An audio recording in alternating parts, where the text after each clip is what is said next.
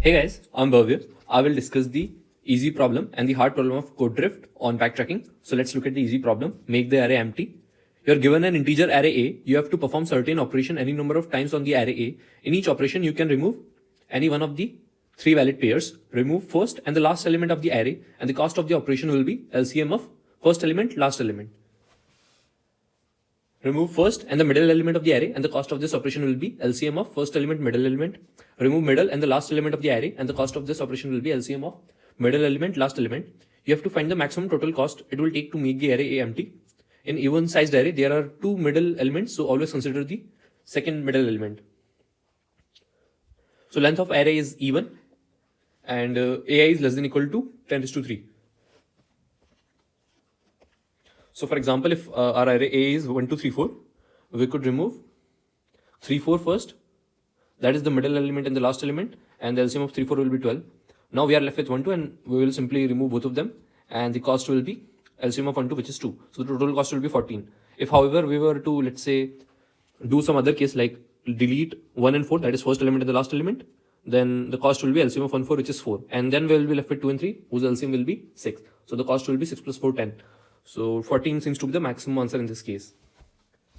So let's look at the solution approach. Again, we know that this can be done using backtracking. So it is actually quite a big hint, because since the length of A is 20, now first thing you can notice is that if the length of A is 20, then you can do at most 10 operations, because after each operation the length reduces by 2. So you will do at most 10 operations because length can be less than or equal to 20. Now for each operation we have three choices: either delete the first and the last element, first and the middle element, middle and the last element. So the total number of possible choices to empty the array will be 3 raised to 10. Also, we can actually find the LCM of any two numbers, which would be something around log of AI. Or you could actually pre-store all the LCM of all the pairs, because there are only AI will be less than or equal to 10 cubes. So you could, let's say, make an array LCM ij.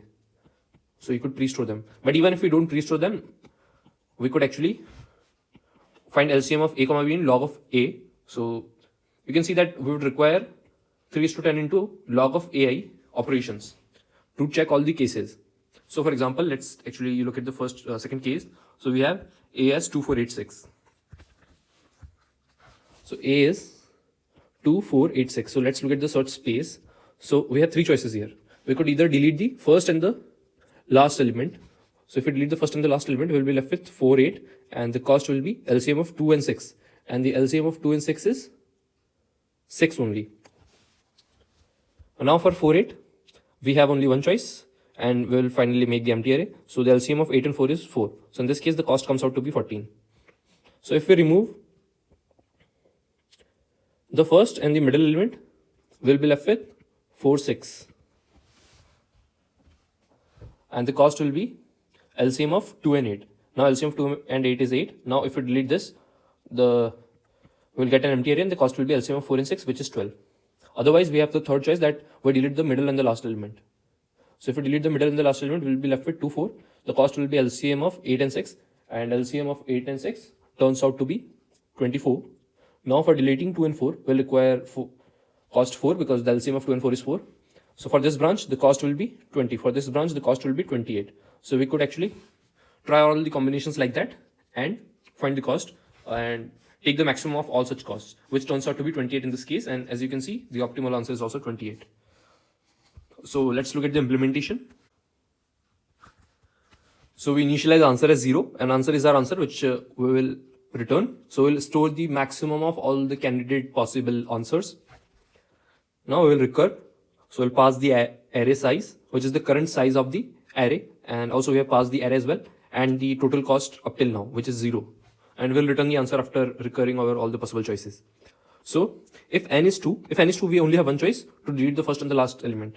So if n is 2, we'll find the LCM of A0 and A1, and answer. Now our total cost will be val plus val is the current cost up till now, and we'll add res to it. So we'll find if val plus res is greater than our current answer, and if it is, we will update it, and we'll simply return.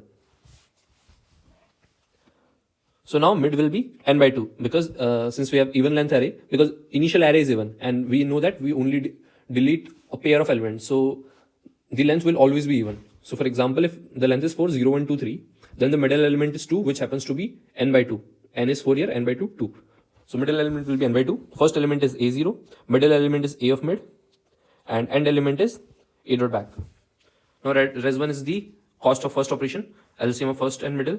This is LCM of middle and last, and this is LCM of first and last.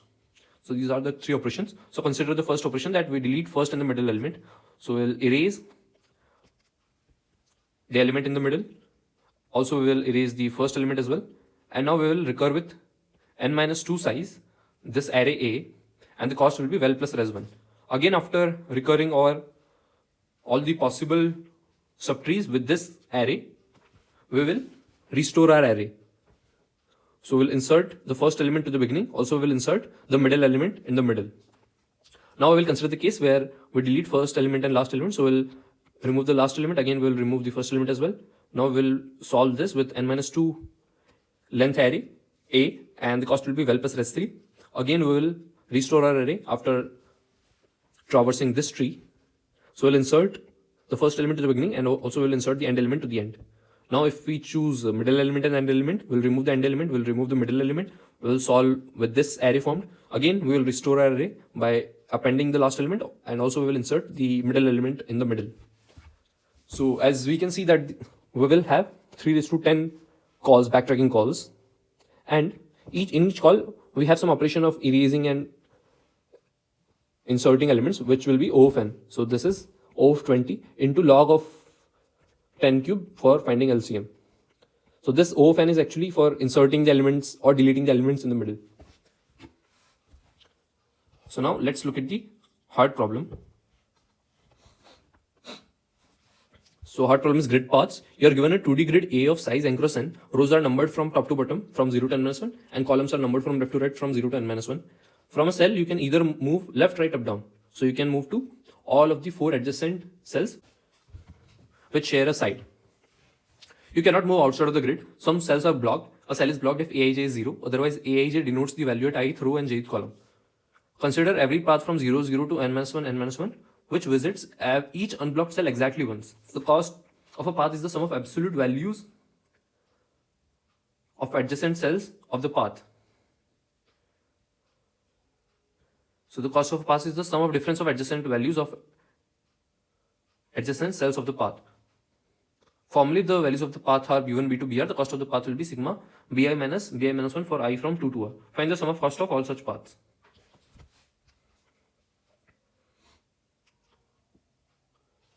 So n is less than equal to 7 and Aij is less than equal to 100, and it is guaranteed that A00 and An minus 1 n minus 1 won't be blocked since it is greater than 0. So for example, if the array is 5, 2, 0, 7, then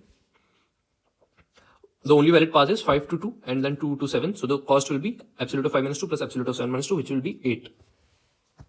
Now since n is less than equal to 7, we can see that it still is we can use something like backtracking. But how many states are there? So our state depends on the current cell at which we are at, ij, and also it depends on the grid. That means what are the cells that we have visited in the grid. So since there will be around 49 cells, so there will be 2 raised to 49 states. There will be 49 cells because n is 7, so 7 cross 7, which is 49. And combining it with 49, so we'll have 2 raised to 49 into 49 states, and that is actually very, very large. So if we try out all the possible cases, that is, do backtracking in the naive way, we might not be able to solve this. So we need to actually find some ways of reducing this calculations. So we need to prune our search tree. So what are the observations that will help us pruning our search tree? So one easy observation is, let's say we have this grid of size 4 cross 4 and there are some cells blocked. So this will be blocked cells. So if we start from here and we reach the last cell without actually visiting all the cells, then we won't be able to visit all the cells exactly once, since there are some cells left to be visited, and if we move from this cell to this cell, we won't be able to get back to this cell at n-1, n-1. because we can only visit each cell exactly once. So if we reach the cell n-1, n-1 without visiting all the other cells, then we can actually stop recursing in our search tree. That means we can actually ignore all the subtree, because this won't give us a valid path. Now, what other observation do we have? So one observation also we can see that is, let's say there are no unblocked cells, right? So we start from this cell and we, let's say, move from here to here and then from here to here, and then we hit a boundary. Now we can either move to the left or either move to the right, right? But you can see that if we choose to move on the left, then we cannot actually access this portion because these cells are already visited. So we'll have to visit actually one of these cells to move from this part to this part, this part to this part. So actually these partitions are grid into two parts. So this is also one of the case when we can stop searching the grid. That means stop recurring for all the possible choices. And we can actually improve this further to say that if we visit cells to form a loop, so we go from here to here, then here to here, then let's say it was a bigger grid. So we have some cells here as well. There's a 5x5 grid.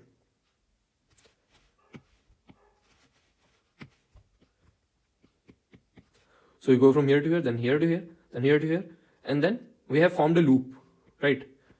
So we are at this cell now. We can either move to right or left. And once we actually, if we move to this direction, we cannot access cells in this direction. If we move to this direction, we cannot access cells in this direction. So let's say we are keeping the direction in which we are moving. Let's say we are keeping a direction in which we are moving.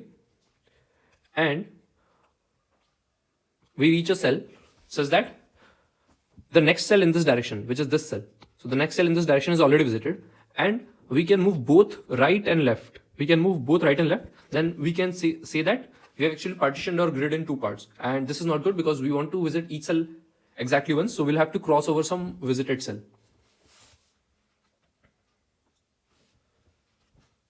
Now notice that this visited cell actually has to be not blocked. So what I mean by that is, so if this is our grid, and let's say this cell is blocked. So we move from here to here and then here to here. Now,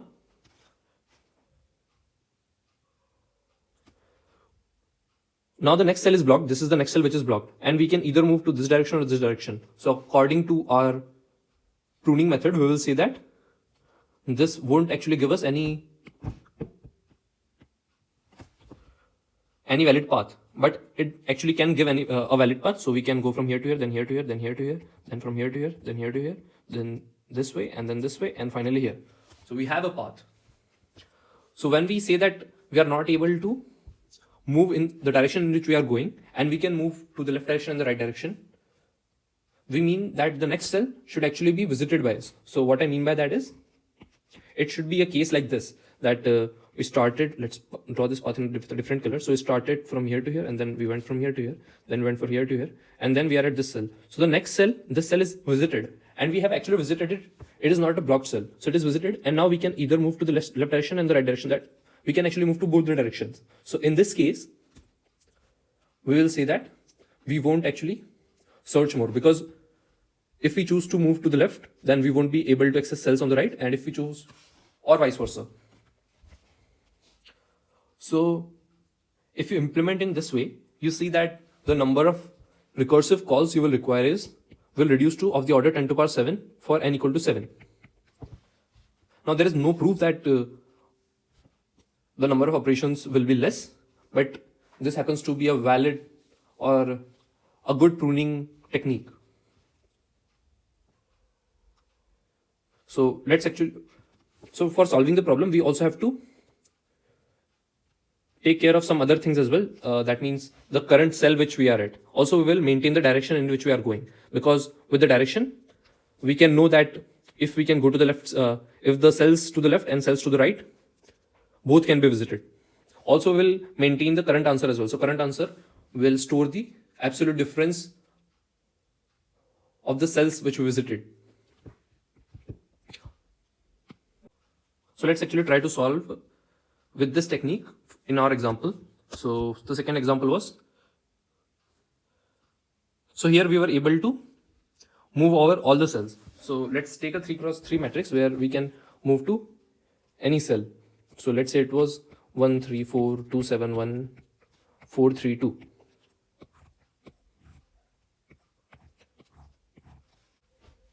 So let's say we will keep a visited matrix. So it is initially all equal to 0. Now we'll start from 0 0. So from 0 0 we can move to either to 0 1 or 1 0. So let's first explore the branch of 0 1. So from 0 1 we can move to 0 2, or we can move to 1 1. We cannot move back to 0 0 since it is already visited. So we'll first mark 0 0 visited, and then we'll mark 0 1 visited as well. And let's say if we choose to explore the branch of 0 2, we'll mark 0 2 visited as well.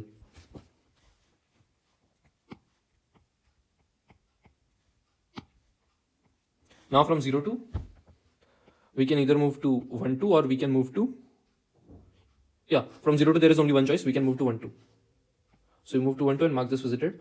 From 1 2 we have two choices, we can either move to 2 2. So if we move to 2 2, that means we are at cell n-1 n-1, but we have only visited 5 cells and we want to visit 9 cells. So it turns out that we will stop exploring here, and now we will consider the other option from 1 2. So we'll again mark 2 2 as unvisited, so we'll mark this as 0. So from we'll move back to the previous cell, which is 1 2. From 1 2 we have other possible choice of 1 1 as well, so we can move to 1 1. So we'll mark this visited. From 1 1 we can move to, so we can either move to 1 0, or we can move to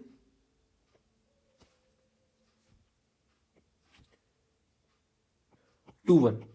Now notice that if we, let's say, choose this branch 2 1, now we were going in this direction. So from this direction we can see that we can go both to the left cell and the right cell. We can go both to the left cell and the right cell. So we'll stop expanding our branch here. So we'll recur and mark this unvisited, because even after checking all the possible cases, we have deduced that this won't be a valid branch. So now we are at 1 0. So we mark 1 0 visited. So from 1 0, again we have one choice only, so we can move to 2 0. From 2 0 we have one choice only, 2 2 1, and from 2 1 we have one choice only, 2 2 2. And in similar way you can try out all the possible branches. Now to solve our original problem, what we can do is, so first we can maintain a global counter count which stores the number of visited cells, or we can actually pass it in our function as well. So we'll keep a counter here as well. So here it was 0, then 1, and then 1, and so on. Along with it, we can store the current answer as well. So initially the current answer will be 0. If we move to 0 1, we will add, so from 0 0 we move to 0 1, so we'll add 3 minus 1, which is 2, to our current answer. So if we move to 1 0, we'll add 2 minus 1 to our answer, which will be 1, and so on. So let's actually look at the code to actually explain all the implementation details. Don't worry about the code length. The code is actually quite simple. So what are the variables which we are keeping? So we have n, which is the size of the grid, then a visited array. Also we have kept a global array, which is nothing but the matrix, and this is the answer. So we assign n as the size of the array, initialize count as 0, and we also assign answer as 0. So let's iterate over the grid and we'll update our global matrix A. Now if Aij, so if Aij is not equal to 0, that means that is not a blocked cell. So we will set visited Ij as 0, otherwise it is a blocked cell. So we'll set visited Ij as 1. Now actually what we are doing is, we are count will be initially set to number of blocked cells, and visited Ij is multiplied by 2. So what we are doing is, we'll set visited Ij as 0 for all the unvisited cells. Also we'll set visited Ij as 2 for all the blocked cells, and we will set visited Ij as 1 for all the visited cells. So we actually need to distinguish between a blocked cell and a visited cell to prune our search space. So that's why we are representing blocked cells and visited cells differently. Now we start from 0, 0. So we assign visited 0, 0 as 1. So we'll recur. So our current cell is 0, 0. Now this one, now we are actually representing the directions. So these are our direction scheme 0, 1, 2, 3. So if we are going upwards, we will represent the direction as 0. If we are going right, we will represent direction as 1. If the previous move was a down move, then we will represent direction as 2. If it was a left move, then we will represent direction as 3. So initially, let's say we are setting the direction as 1. That means we entered from here. Let's say there was some arbitrary cell here, and we entered from here to 0, 0. And the initial direction, the first direction, does not actually matter much. After again, we will reset our visited as 0 and we'll return the answer. So the main part is backtracking. So this is int ij, then the current direction, total count, and sum. So you know that the count will be n square because we have also included the block cells in our count. So if I is equal n minus 1 and j is equal n minus 1, that means we are at the bottom right cell. So if we are at the bottom right cell, we want the count to be n square. If count is equal to n square, we will simply append answer to our sum. We will simply append sum to our answer and return.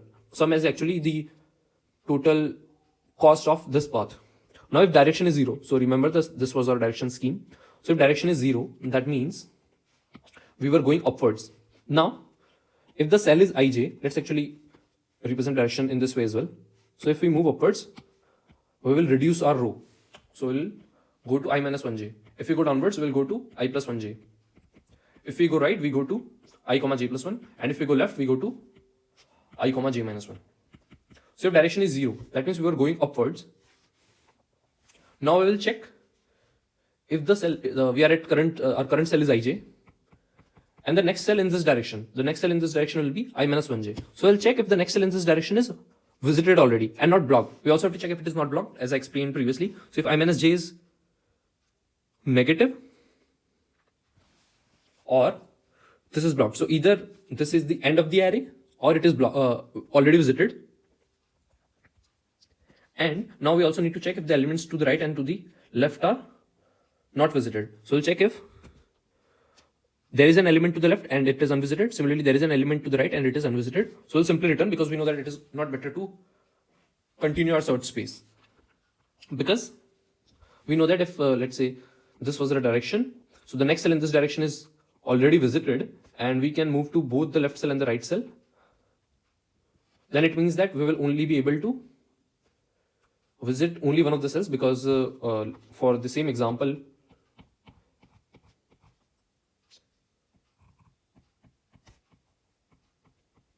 so we start from here to here and here to here. So we are at this direction. Now we are at this cell and the cell in the next direction is already visited. And we know that we can move both to the right and to the left. So this actually partitions our grid. So there's no need to continue our search. So we'll simply return. And similarly, we can deduce conditions for all the directions 0, 1, 2, 3. So it's just a simple if else like the first condition. Otherwise, we will move over all the adjacent unvisited cells. So if we have, let's say, a cell to the, so if you have a cell upwards, if you have a cell upwards and it is already not visited, we will assign it as visited. Now how we will update our recursion? So we'll move to cell I minus 1j, direction will be 0 because we are moving upwards, direction will be 0, count will be increased by 1 and sum will be sum plus absolute of ai minus j minus aij because ai minus j is the next value. And similarly, we can actually deduce the conditions for all the directions 0, 1, 2, 3. And finally, we will return our answer. So once we figure out how to prune our search space, the question is not that difficult.